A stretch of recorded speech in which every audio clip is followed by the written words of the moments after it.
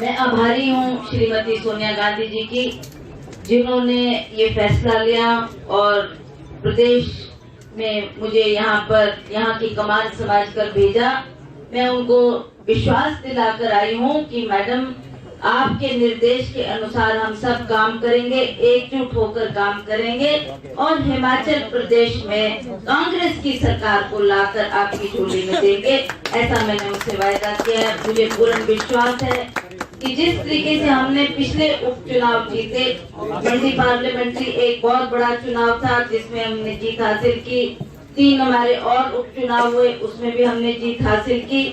और मैं आपसे संक्षिप्त में, आप बहुत लंबी चौड़ी बात करने का टाइम नहीं है, मुझे पता कि सभी गर्मी में तड़प रहे हैं, तो इसलिए सारी बात को का निचोड़ निकालते हुए मुझे आपसे यही आग्रह करना है कि अब वो वक्त आ गया है जब हमने एकजुट होकर इस लड़ाई को लड़ना है। ठाकुर रामलाल जी आपको बता रहे थे, धर्मानी जी ने आपको बताया, सुरेश चंदेल जी ने आपको बताया कि कैसी परिस्थिति आज पूरे देश में बनी। एक डर और खौफ का माहौल चारों तरफ दिखलाया जा रहा है, उसमें हमने भी इस संकट में जूझना है।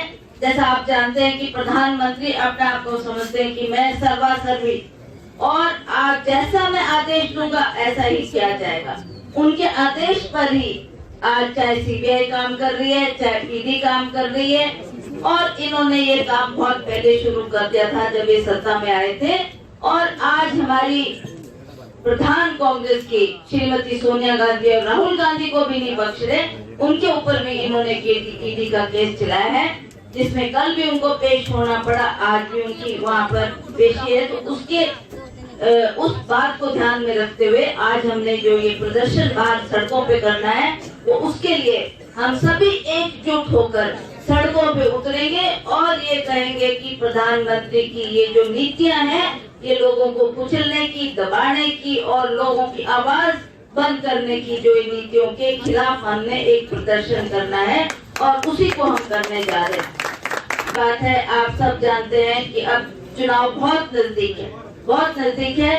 हमने ये तय करना है कि जिसको भी पार्टी हाईकमांड टिकट देती है उनके लिए हम काम करेंगे और चारों की चारों सीटें हम बिलासपुर से जीतकर कांग्रेस की झोली में डालेंगे, तभी हमारी सरकार हिमाचल प्रदेश में बन पाएगी।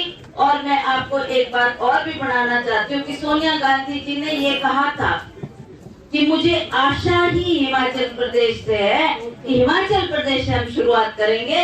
अभी जो हालात हमारे बन चुके हैं उसको हम धीरे धीरे बेहतर करेंगे। उसके लिए हमें संघर्ष करना होगा, लड़ना होगा, सड़कों पे उतरना होगा। बहुत जिस तरीके का माहौल प्रधानमंत्री जी ने आज पूरे देश में कर रखा है, वो सभी इस बात को भली भांति जानते हैं।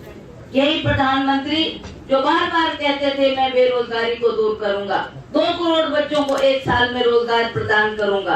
आज अगर 8 साल आपको कुर्सी पे बैठे हो गए, आपके कार्यकाल में कम से कम 16 करोड़ बच्चों को रोजगार मिलना चाहिए था। आपने ना वो रोजगार प्रदान किया, आपने महंगाई कम करने की बात की। यही महंगाई जो उस वक्त एक गैस का सिलेंडर, मेरी माता बहनें बताएंगी कितना था, 450 रुपए।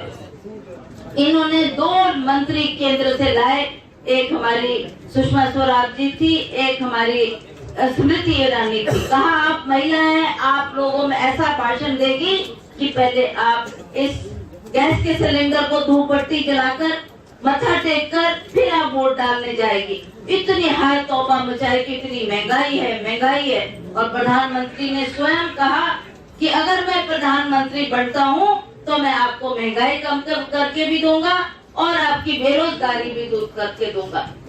उस वक्त मैं भी चुनाव लड़ रही थी मंडी से, तो जगह जगह, गली गली में, हर जगह मोदी की आवाज आती थी। चाहे वो बुजुर्ग थे, चाहे माताएं थी, चाहे बच्चे थे, चाहे नौजवान साथी थे, उनको लगा कि इससे बेहतर और क्या हो सकता है। अगर हमारे को रोजगार भी मिल जाए, महंगाई भी कम हो जाए, तो इस बार इसको आजमा कर देखते हैं। लोगों ने आजमा कर देख लिया। अब तो 8 साल हुए। अभी हाल में ही प्रधानमंत्री शिमला आए थे।